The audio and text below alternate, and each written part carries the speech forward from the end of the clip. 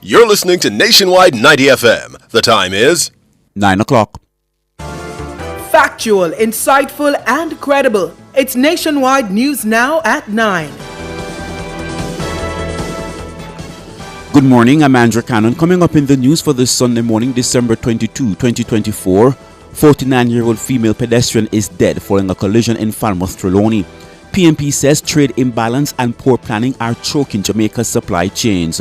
4 men are in custody following the seizure of an assault rifle in Rockford, East Kingston. In news from the region, Tobago House Assembly and Road Company in legal battle. On the international scene, German police probe market attack security and warnings. While in sport, England recall route for ODIs but Stokes left out. The details after this.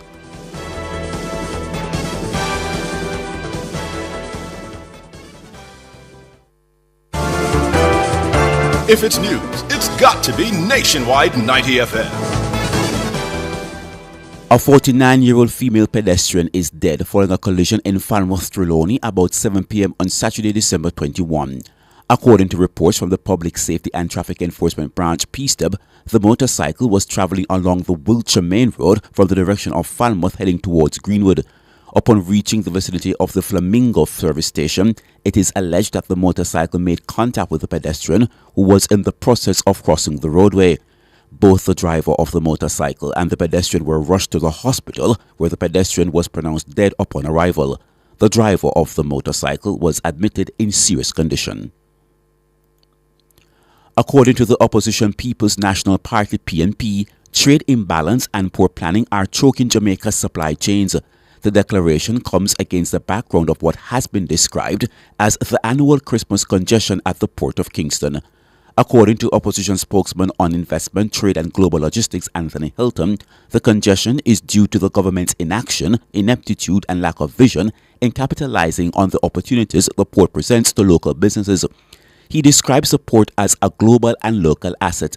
Mr. Hilton is insisting that until the cargo imbalance that characterizes Jamaica's trade situation is addressed, the annual congestion at the Port of Kingston will remain a source of frustration and risk to local importers, including manufacturers and distributors.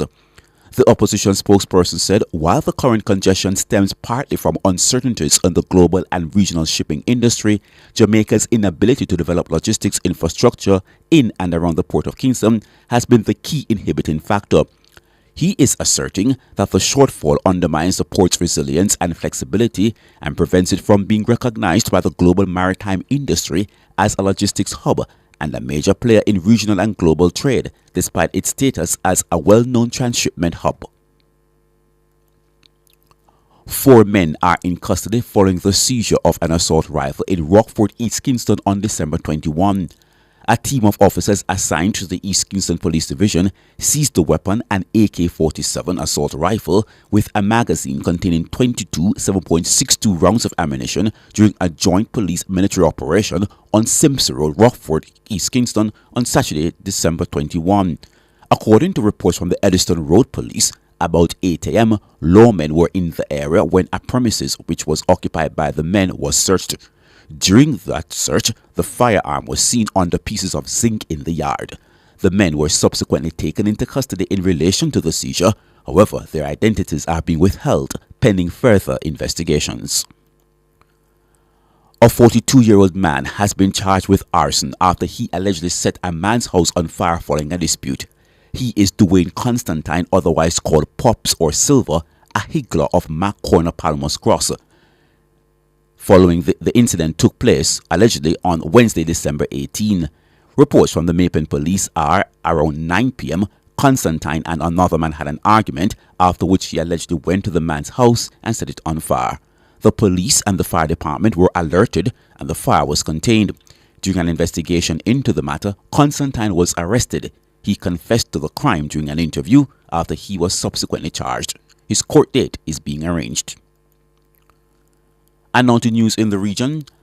A multi-million-dollar legal battle is brewing between the Tobago House of Assembly and the Warner Construction and Sanitation Limited over the island's 2019-2021 road resurfacing program.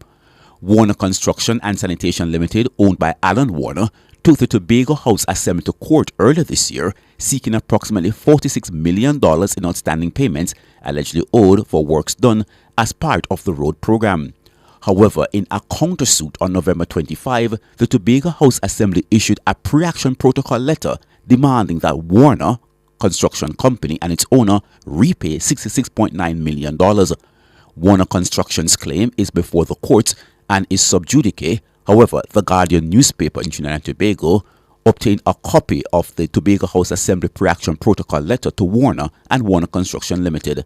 In the pre-action protocol letter, the Tobago House Assembly accused Warner Construction of gross financial misconduct during the 2019-2021 road resurfacing program leading to the 2021 December 6 court action. The allegations are based on a forensic audit conducted by the Trinidad-based Caribbean Institute of Forensic Accounting.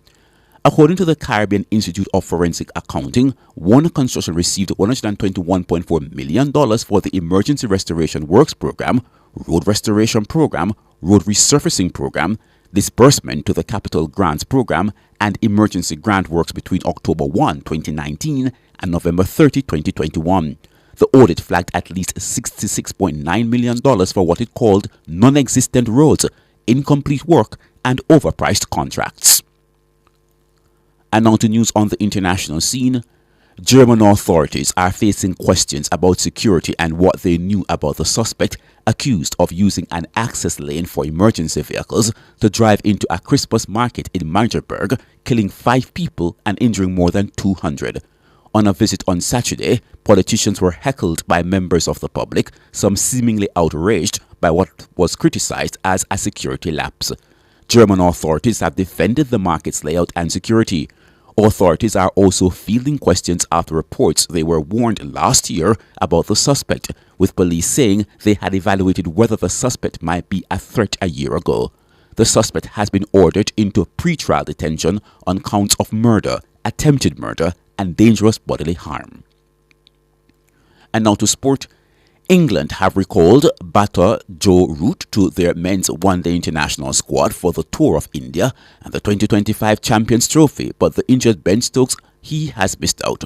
Root, ranked number 1 in the Test batting rankings, has 171 ODI caps, but has not played for the white ball side since an outing at the World Cup in November 2023.